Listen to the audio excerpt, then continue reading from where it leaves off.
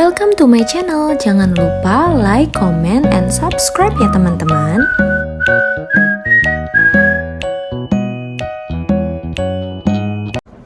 Halo, assalamualaikum warahmatullahi wabarakatuh.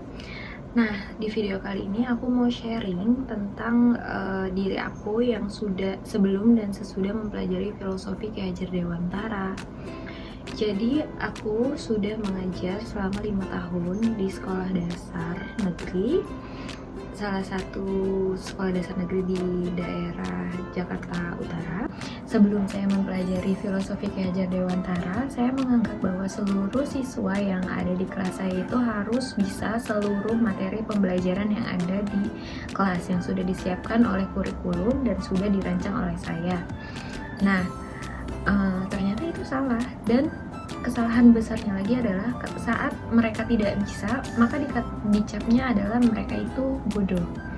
Itu adalah dosa besar yang saya lakukan selama 5 tahun terakhir, karena kebetulan baru 5 tahun mengajar. Setelah mempelajari filosofi Ki Hajar Dewantara, diingatkan lagi dengan tujuan pendidikan, yaitu menuntun segala kodrat yang ada pada anak agar dapat mencapai keselamatan dan kebahagiaan yang setinggi-tingginya, baik sebagai manusia maupun sebagai anggota masyarakat. Di situ ada kata menuntun segala kodrat yang ada pada anak. Jadi, menurut Ki Hajar Dewantara, semua anak terlahir itu sudah memiliki kodratnya masing-masing.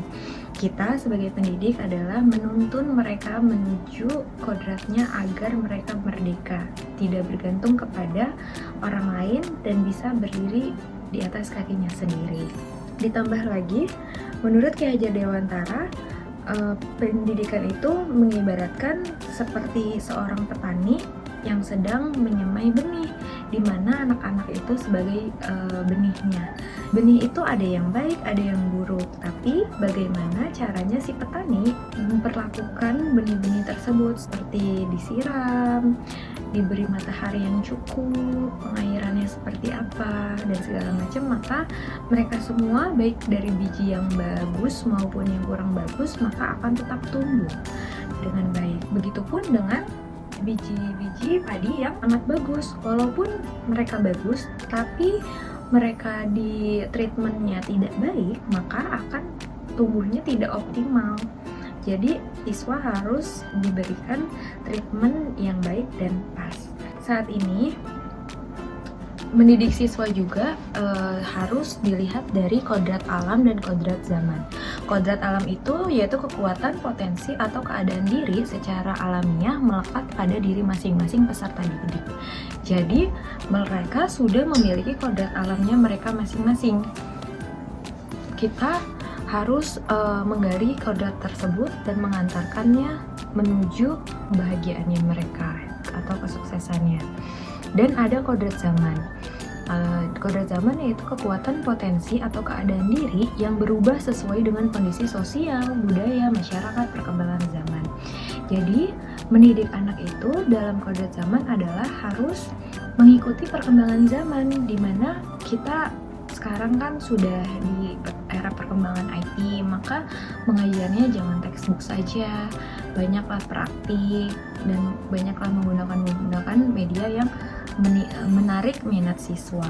Di dalam budi pekerti juga ternyata kita sebagai pendidik harus bekerja sama dengan keluarga. Itu adalah mitra kita dalam membangun budi pekerti siswa. Karena menurut Ki Hajar Dewantara, keluarga menjadi tempat utama dan paling baik untuk melatih pendidikan sosial karakter baik bagi seorang anak.